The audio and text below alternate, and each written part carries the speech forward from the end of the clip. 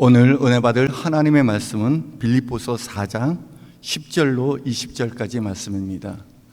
빌립보서 4장 10절로 20절까지 말씀을 한 절씩 교독하겠습니다. 내가 주 안에서 크게 기뻐함은 너희가 나를 생각하던 것이 이제 다시 싹이 남이니 너희가 또한 이를 위하여 생각은 하였으나 기회가 없었느니라.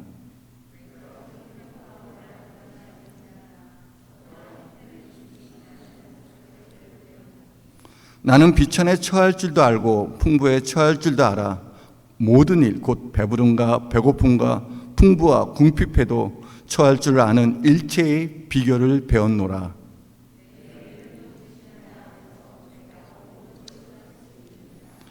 그러나 너희가 내 괴로움에 함께 참여하였으니 잘하였도다.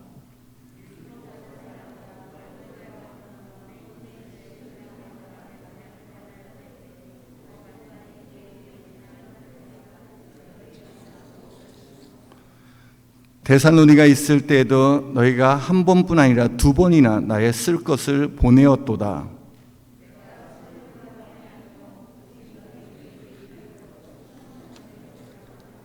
내게는 모든 것이 있고 또 풍부한지라. 에바브로디도 편에 너희가 준 것을 받음으로 내가 풍족하니 이는 받으실 만한 향기로운 제물이요 하나님을 기쁘시게 한 것이라.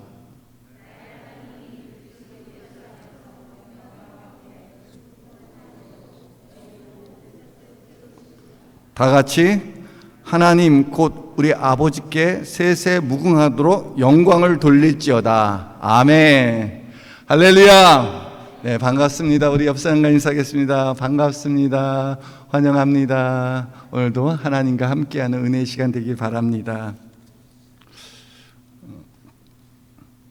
풍요 속에 빈곤이라는 말이 있습니다. 경제학자 케인즈가 한 말인데요. 정말 풍요로운데 경제적으로는 풍성한데 또 생산 설비가 있어서 많은 것들을 또 제품을 만들어냈는데도 불구하고 소비가 되지 않고 또 직업을 잃고 또 아무 물건이 넘쳐나도 사는 사람이 없기에 실직자가 또 많기에 이런 풍요 속의 빈곤이라는 말을 우리가 듣게 되었습니다. 경제적으로 풍성하고 모든 것을 다 가졌다 해도 여전히 허전하고 공고할 때가 있습니다. 아무리 내 마음을 무엇인가 채우려 해도 여전히 목마른 삶을 살아가고 있습니다. 마치 우물가의 여인이 목마름을 해결하기 위해서 아무도 없는 뜨거운 햇볕이 장렬하는 정오에 물을 길러 우물가를 찾아오는 것처럼, 그래서 그 물을 마신다 한들 다시 목마른 것처럼 우리의 인생에도 만족함이 없이 살아가는 자들이 있습니다. 뭔가 열심히 하고 노력하고 열매를 거두다 보면 만족할 줄 알았더니 그게 아니에요. 삶에 만족이 없으니까 당연히 불만이 가득할 수밖에 없습니다. 채워지지 않는 뭔가가 있으니까 가정에서도 직장에서도 교회에서도 내가 삶은 여러 공간에서 여전히 불만과 분평이 찾아옵니다. 사랑하는 성도 여러분, 여러분은 만족한 삶을 살아가고 있습니까? 그렇다면 무엇 때문에 만족하고 있습니까? 내가 가진 소유 때문에 만족합니까? 내가 가진 신분 때문에 만족합니까? 내가 행한 어떤 인생의 성공 때문에 만족합니까? 우리가 만족한 삶의 그 원인은 어디에서부터 시작합니까? 사람마다 만족하는 것이 다 다릅니다. 육체적 만족을 추구하는 사람이 있습니다. 이런 사람들은 자신의 욕구가 채워질 때 만족함을 누리게 됩니다. 먹고 마시는 일과 잠자고 노는 일이 충족되었을 때 만족하는 것입니다. 사실 이거는 누구나 가지고 있는 기본적인 만족입니다. 주로 어린 아이들이 이런 것에 만족하며 살아가고 있습니다. 아이들에게는 이런 만족이 채워지지 아니하면 건강하게 성장하지 못할 것입니다.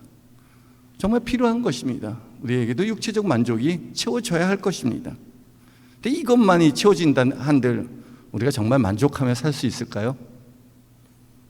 아이들이 자라면 청소년 시기를 맞이하게 됩니다. 그때가 바로 정서적 만족을 추구하는 시대입니다. 자기가 자아가 형성되고 내가 누구냐라는 것을 발견하는 그 시기에 자신이 인정받고 사랑받는 것에 만족감을 누리는 사람입니다. 청소년 시기의 두드러진 특징입니다. 이때는 친구가 전부가 될 수 있습니다. 자신이 인정받고 사랑받는 일에 집중하고 또한 그러한 자와 함께하는 시기입니다. 그러하기에 이때는 정말 친구의 영향을 많이 받습니다. 모든 것이 다 채워진다 한들 자기를 인정해주고 사랑해주지 않는 그런 관계가 없으면 아주 힘들어합니다. 그래서 학창 시절 때 관계가 깨어지고 왕따 같은 그런 소외감을 경험할 때 그게 큰 인생의 상처가 되고 트라우마가 됩니다. 왜? 그걸로 말미암아 만족하며 살아갔던 시기였기 때문에. 우리 또한 그러지 않습니까? 우리 또한 우리가 인정받고 사랑받는 것에 우리의 정서적 만족을 누립니다. 그래서 친구도 만나고 SNS, 소셜 네트워크를 통해서 많은 사람들에게 이야기합니다. 자신의 존재를 알아주는 자와 함께 공감하고 함께 지내며 만족을 누리며 살아가고 있습니다. 어떤 사람은 의지적 만족을 추구하는 자들이 있습니다. 이들은 자아실현을 위해 노력하는 자들입니다. 자신이 가치가 있다는 일을 이루어가면서 보람을 느끼는 사람들입니다.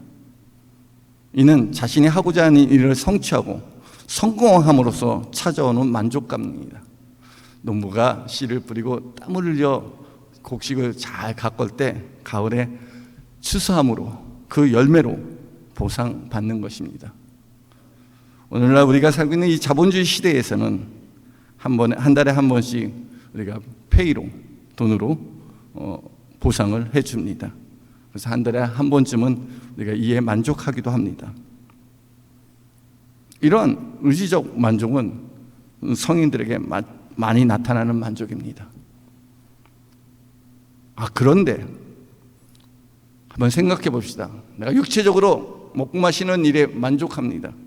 정서적으로 친구를 만나서 또 관계 가운데 만족합니다. 그리고 의지적으로 내가 뭔가를 실현하고 성공하고 성취하며 만족감을 누립니다. 그런데 이 모든 것들이 다 채워졌다 한들 정말 만족합니까? 목사님, 저는 이 중에 하나만 채워져도 충분히 만족하며 살아갈 수 있습니다 라고 말할 사람이 없다는 겁니다. 어린아이가 아니라면. 살다 보니까요, 이런 것들이 다 있어도 어딘가 모르게 곤고하고 허전할 때가 있다는 것입니다. 그것은 내 영혼의 만족이 채워지지 아니하면 공허할 수밖에 없습니다. 사람이 누굽니까? 사람은 영원을 사모하는 자들입니다. 밥 많이 먹고 잠 잘 자고 놀면 만족합니까? 그러면 정말 만족할 줄 알았어요.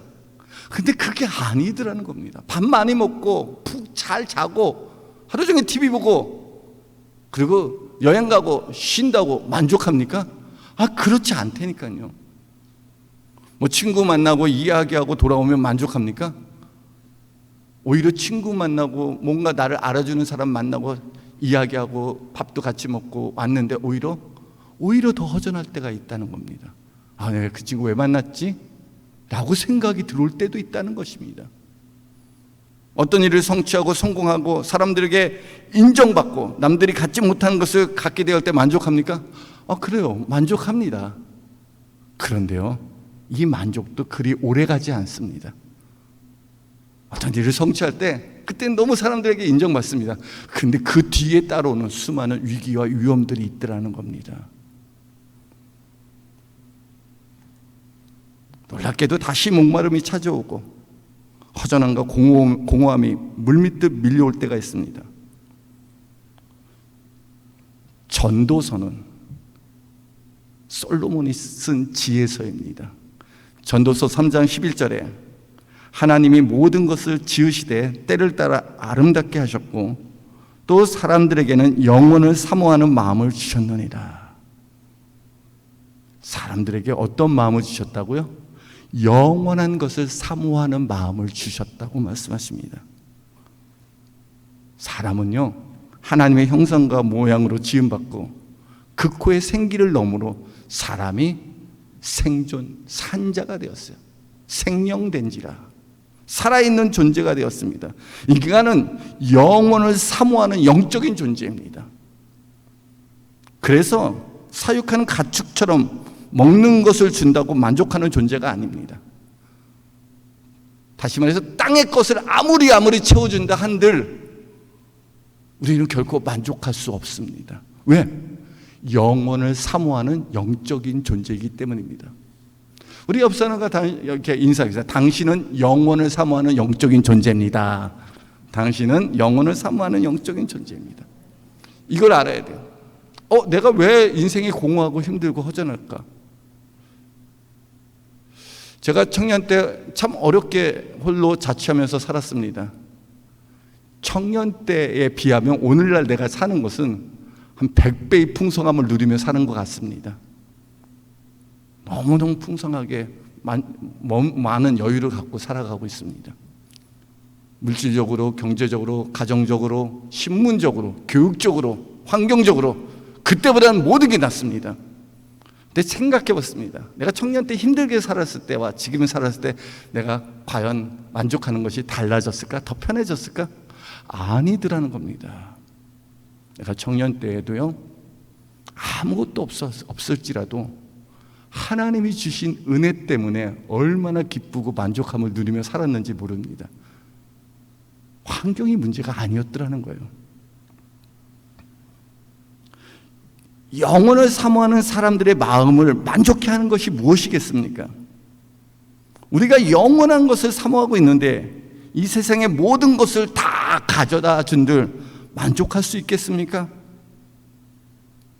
예수님은 어리석은 부자에 대해 말씀하십니다. 그는 풍성한 곡식을 거두어 창고를 짓고 그 창고마다 가득히 쌓아두어 말합니다. 내가 여러 해 동안 살 물건을 쌓아두었으니 이제부터 평안히 쉬고 먹고 마시고 즐거워하자. 우리도 이 어리석은 부자처럼 혹시 그렇게 노력하며 살아가고 있지 않습니까?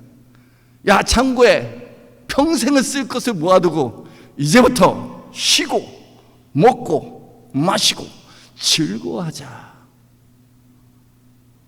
하지만 그가 생각하지 못한 인생의 문제, 생명의 한계, 죽음의 문제가 있다는 것입니다. 누가복음 12장 20절 보니까 하나님이 이르시되 어리석은 자요, 오늘 밤에 내 영혼을 도로 찾으리니 그러면 내 준비한 것이 누구의 것이 되겠느냐? 오늘 밤 너가 스스로 만족하다고 생각했던, 그래서 앞으로 내가 행복한 삶을 살게 할 것이라고 생각했던 그 모든 것들이 너가 죽으면 무슨 소용이 있겠냐는 거예요. 그것이 다 누구의 것이 되겠냐는 거예요. 이 세상의 것으로는 인간은 만족할 수 없습니다. 사람들은 내 욕구와 욕망과 욕심이 채워지면 만족할 거라고 생각합니다. 근데 한번 생각해 보세요. 인간의 욕심은 밑이 없는, 한계가 없는 무적인과 같습니다. 이 세상 어떤 것을 채운다 한들 만족함이 없는 게 인간의 욕심과 탐심입니다. 영혼을 사모하는 인간이 이 땅의 것으로 어찌 만족할 수 있겠습니까? 누가복음 12장 15절 그러니까 예수께서 그들에게 이르시되 삼가 모든 탐심을 물리쳐라. 사람의 생명이 그 소유에 넉넉한 데 있지 아니하리라. 욕심을 물리치고 탐심을 조절하라는 겁니다. 이런 것 때문에 불만하고 불평하지 말라는 겁니다. 사람의 생명이 소유에 넉넉한 데 있지 않다는 것입니다. 다시 말해서 온 세상을 전부 다 가졌다 해도 만족한 것이 아닙니다. 내 생명의 공급자 대신 주님 안에 있을 때 참 만족이 있게 됩니다. 사도 바울은 이 참된 만족의 비결을 알고 있었습니다. 내가 어떻게 해야지 진짜 만족하는 삶을 살 수 있는가를 잘 알고 있었습니다. 사도 바울은 자신의 필요를 공급한 빌립보 교인들에게 감사한 마음으로 편지를 썼습니다. 빌립보서를 쓴 동기가 바로 여기에 있습니다. 자기의 선교를 후원하고 자기의 선교에 참여한 복음의 일을 위하여 참여한 이 빌립보 교인들에게 감사하는 마음으로 이 빌립보를 썼습니다. 이 빌립보 교회는 사도 바울이 2차 전도 여행 때 세운 교회입니다.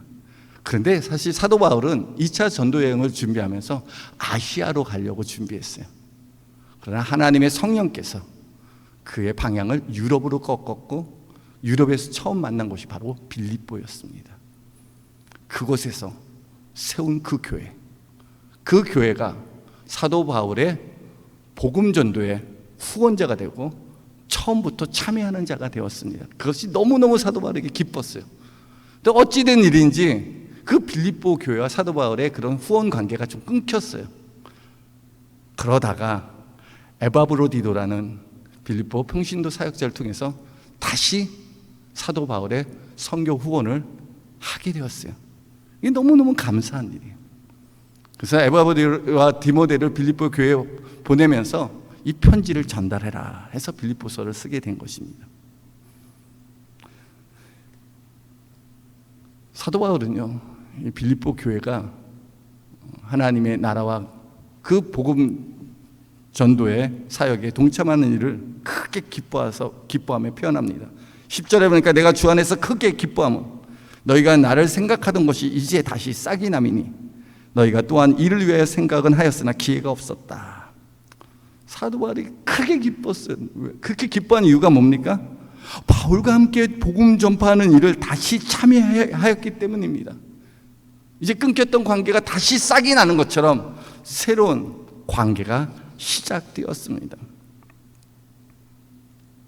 사도 바울이 정말 기쁜 것이 물질의 후원을 받아서 기뻤겠습니까? 그것 때문이 아니라는 겁니다. 그걸 얘기해주고 싶은 거예요.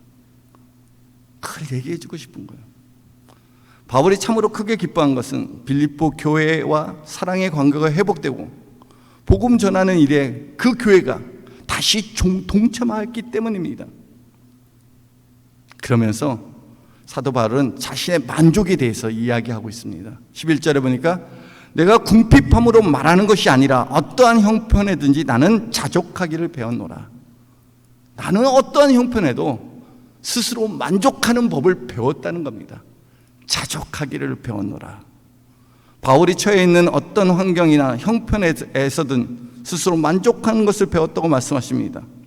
배웠다는 것은 예전에는 자족하는 방법을 몰랐다는 것입니다. 배움으로써 비로소 깨달아 아는 것입니다.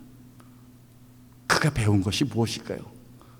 그가 만족함의 비결을 깨달은 것이 과연 무엇일까요? 참 만족에 대한 일체의 비결을 배웠다고 말합니다. 진정한 만족은 환경과 형편에 따라 결정되는 것이 아니라는 것입니다. 그는 어떠한 형편에 처해지지 그는 자유하고 기뻐하며 만족한 자였습니다. 12절에 보니까 나는 비천에 처할 줄도 알고 풍부에 처할 줄도 알아 모든 일 곧 배부름과 배고픔과 풍부와 궁핍에도 처할 줄 아는 일체의 비결을 배웠노라. 그가 뭔가 궁핍하고 부족하다고 해서 불만을 갖거나 불평하거나 낙심하지 않았다는 것입니다. 그가 살아가는데 때로는 하나님께서 풍성하게 채워줄 때도 있었습니다. 풍성하다고 자만하거나 자랑하지 않았다는 것입니다. 그는 어떠한 삶의 형편에 처하든지 간에 자족할 줄 알고 기뻐할 줄 알고 감사할 줄 알고 만족할 수 알았다는 것입니다.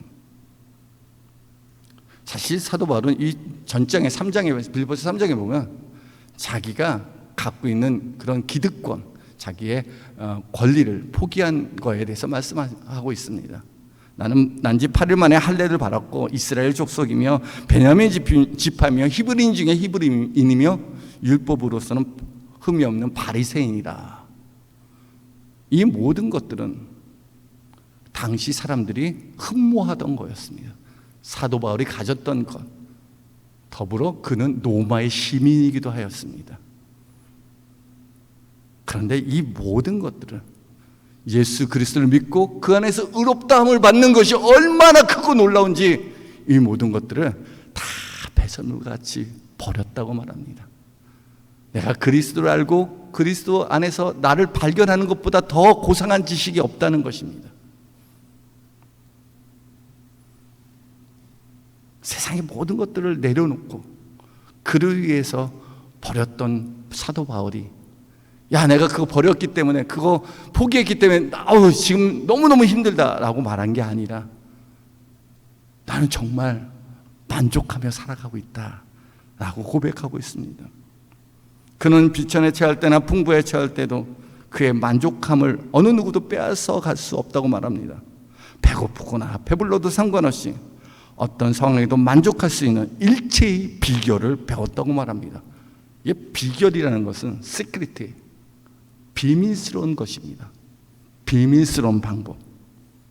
그러니까 이 말은 세상 사람들이 잘 알지 못하고 알아듣지 못하는 방법으로, 또 그런 방법으로 내가 만족함을 누리고 있다고 말씀하고 있는 것입니다. 아무나 할 수도 누릴 수 없는 만족입니다. 영혼을 사모하는 사람들에게 주어진 참된 만족은 그리스도 안에 있는 능력으로 말미암은 것입니다. 사도 바울이 배우게 된 삶의 만족의 비결은 바로 13절입니다. 한번 우리 다 같이 읽어볼까요? 시작. 내게 능력 주신 자 안에서 내가 모든 것을 할 수 있느니라. 사도 바울은요, 내게 능력 주시는 자 안에서 모든 것을 할 수 있다고 말합니다. 뭘 할 수 있다는 것입니까? 그가 할 수 있는 것은 어떠한 형편에서든지 만족할 수 있다는 것입니다. 문맥으로 따지면 그렇습니다.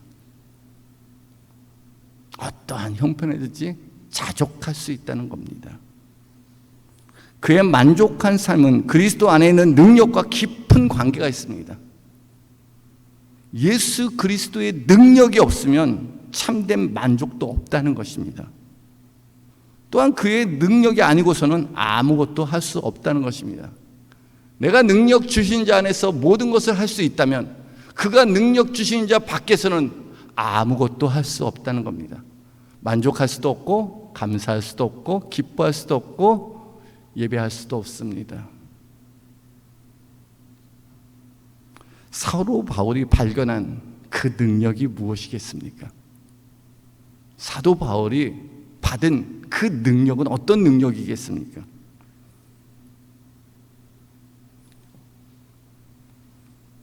바울은요, 예수님이 자기에게 주신 가장 큰 능력은 새 생명의 능력입니다. 생명의 능력입니다. 바로 구원의 은혜를 이야기하고 있습니다. 빌립보서 3장에 보면 바울이 고백하는 게 있어요. 그것은 그가 가장 사모하는 것은 어쨌거나 내가 그리스도의 부활에 동참하는 것이다. 나의 시민권이 이 땅에 있지 않고 하늘에 있는지라. 이것을 위하여 푯대를 향하여 내가 달려가노라 라고 고백하고 있습니다. 여러분, 부활의 능력이 바울에게 임하였습니다. 부활의 능력이라는 게 뭘까요? 허물과 죄로 죽은 자를 그의 능력으로 살리셨습니다.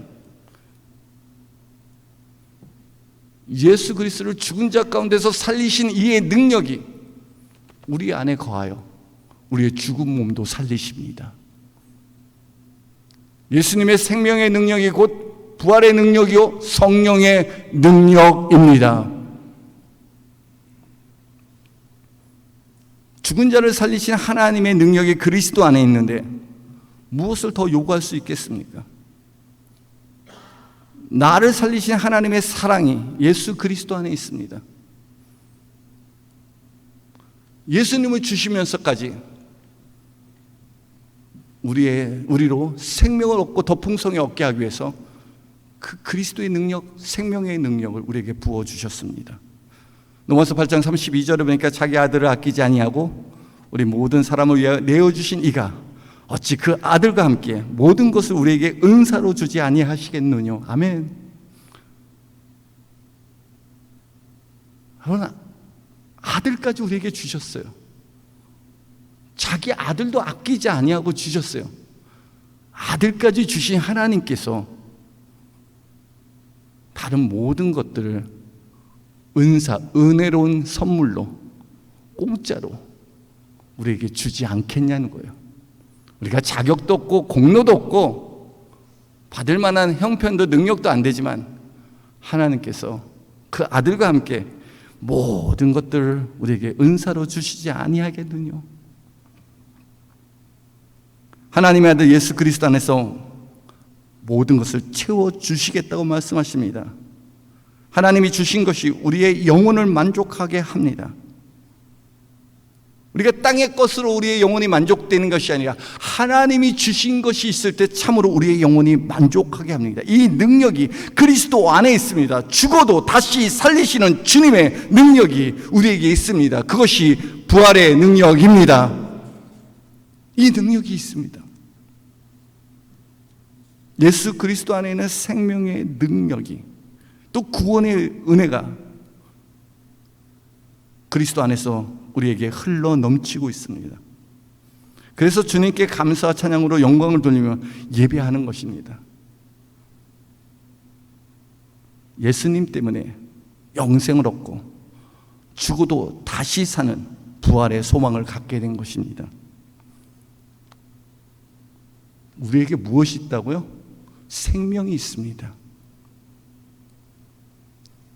이 생명, 그냥 육신적이고 심장을 뛰면서 살아가는 그런 생명이 아니라 하나님께로부터 오는 그 생명을 받고 누리고 살아가고 있습니다. 우리 한국 사람은 죽겠다는 말 참 많이 합니다. 배고파 죽겠다, 외로워 죽겠다, 힘들어 죽겠다. 그런데 죽습니까?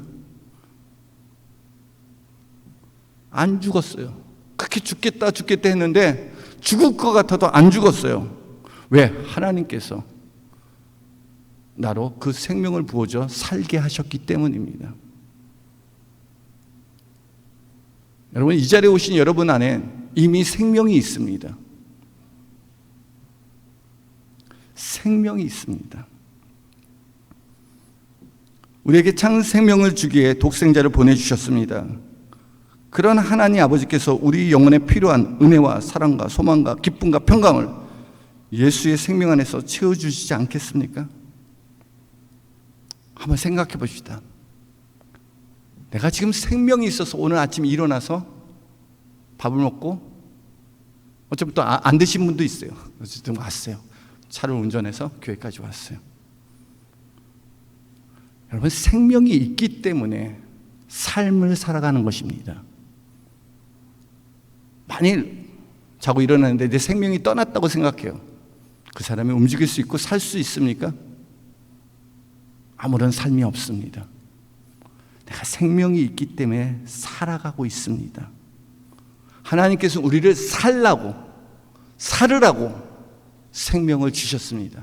문제는 무엇을 어떻게 왜 살아야 되는지 깨닫는 것입니다.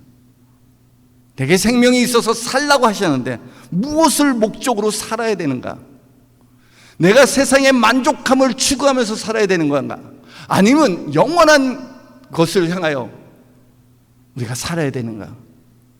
여러분, 생명을 주셨다는 것은 곧 살라는 의미입니다. 살아라, 살아라. 내 삶의 모든 것을 채워주시는 풍성한 하나님이 되십니다. 19절 보니까 나의 하나님 그리스도께서, 나의 하나님이 그리스도 예수 안에서 영광 가운데 그 풍성한 대로 너희 모든 쓸 것을 채우시리라. 하나님께서 우리의 쓸 것을, 우리의 필요를 채워주시겠다고 말씀하십니다. 하나님의 풍성하심을 상상해 보았습니까? 전능한 하나님, 풍성한 하나님, 엘로힘의 하나님, 엘샤다이의 하나님, 그런 천지만물의 주인 되시는 창조주 하나님이십니다. 그 하나님께서 그의 풍성한 대로 채워주십니다. 그러하니 그가 못 채울 것이 어디 있겠습니까? 하나님은 우리의 쓸 것을 채우십니다. 하나님께서 여러분의 소유와 욕심을 채우시는 분이 아닙니다. 필요를 채워주십니다. 내가 더 많이 갖고 내가 너무 많은 것들 소유하기 위해서 이런 것들을 채워주세요. 야, 너 있지 않냐? 더 채워주세요. 야, 너 냉장고에 있지 않냐? 너 옷장에 옷 있지 않냐? 너가 충분히 살 수 있는 거 이미 있지 않냐? 왜 이렇게 불만이냐? 내가 채워주지 않았냐?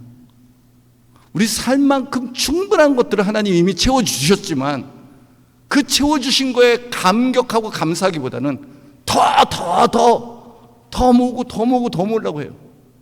그래서 그게 내 맘대로 안 되면 막 불만을 갖고 있더라는 겁니다. 하나님은 우리의 쓸 것을, 우리의 필요를 채워주십니다. 그러하게 여러분이 하나님의 영광을 위해 사용한 만큼 그 이상의 필요를 풍성하게 채워주십니다. 여러분, 내가 가진 은사와 재능과 물질을, 시간을, 인생을 무엇을 위해 사용할 것인가, 쓸 것인가를 우리가 깊이 생각해야 됩니다. 내가 살아있는 동안, 앞으로 남은 생애가 어떤 분은 30년, 40년, 50년, 어떤 분은 10년 남을 수도 있어요. 그때 살아있는 동안 이것을 어떻게 쓸 것인가, 어떻게 사용할 것인가를 생각해 보아야 합니다. 바울은 자신을 후원하고 있는 빌립보 교회에게 말합니다. 내가 선물을 구함이 아니오 오직 너에게 유익하도록 풍성한 열매를 구함이라. 사도 바울에게 쓸 것을 빌립보 교회가 2번이나 보내었던 것에 대해 말씀하고 있습니다. 바울의 선교를 후원하는 일이 바울의 선교 사역을 채우는 것뿐만 아니라 이 일이 너희에게 유익하고 하나님이 기뻐하는 일이라는 것입니다. 너희가 이 하나님의 복음 사역에, 이 선교 사역에 처음부터 동참하고 다시 동참하게 된 이 일이 하나님이 기뻐하는 영광스러운 일이라는 겁니다. 18절에 보니까 내게는 모든 것이 있고 또 풍성한지라 에바브로 디도 편에 너희가 준 것을 받았으므로 내가 풍족하니 이는 받으실 만한 향기로운 제물이요 하나님을 기쁘시게 한 것이라. 저희 교회는 지난주에 우리 IT를 우리가 선교 보고를 했습니다. 지진으로 큰 피해를 입고 있는, 그래서 어려움을 당하고 있는 IT 상황을 우리가 보고를 하였습니다. 박동환 선교사님이 보내온 보고를 정리해서 다시 보고를 드렸던 것입니다. 그리고 저희가 결단을 했습니다. 우리가 IT 지진으로 고난을 당하고 있는 선교사님과 교회와 교육자와 성도들에서 후원을, 선교 헌금을 보내자라고 작정을 했습니다. 이번 주와 다음 주 2차례에 걸쳐서 모아둔 선교 헌금을 박동원 선교사님에게 전달할 것입니다. 근데 참 감사하게도 여전도에서 바젤에서 많이 모아놨던 그런 선교 기금이 있었습니다. 분명히 여전도에도 자기들을 위해서 쓸 수 있었을 터인데 그래서 기꺼이 선교 헌금에 동참하겠다고 이렇게 전화를 받았습니다. 그렇습니다. 우리가 무엇으로 하나님의 기뻐하는 일에 동참할 수 있겠습니까? 내가 가진 이 세상의 것으로 하나님을 기쁘시게 하며 하나님이 받으시는 향기로운 제물이 되는 것처럼 이 기쁘고 자랑스러운 일이 어디 있겠습니까? 우리가 진정한 만족은 내가 가진 소유에 있지 않습니다. 아무리 많은 것을 가졌다 한들 만족할 수 있겠습니까? 진짜 만족은 하나님께 받은 것을 하나님의 영광을 위해 사용될 때 시작되는 것입니다. 비록 우리 교회가 그렇게 크진 않습니다.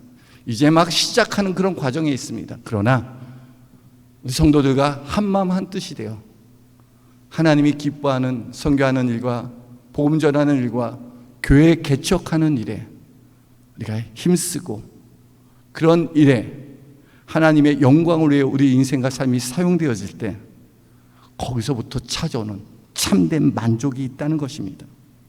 내게 주신 생명을 헛되이 사용하지 않고 생명을 살리는 일과 하나님께 영광 돌리는 일에 사용되는 것처럼 기쁘고 자랑스러운 일이 없습니다.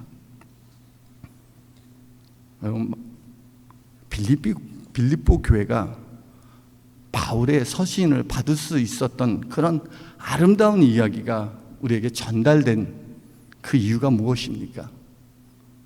사실 초대교회에 얼마나 많은 교회들이 있었겠어요. 근데 그것이 경전이 돼요. 성경이 돼요.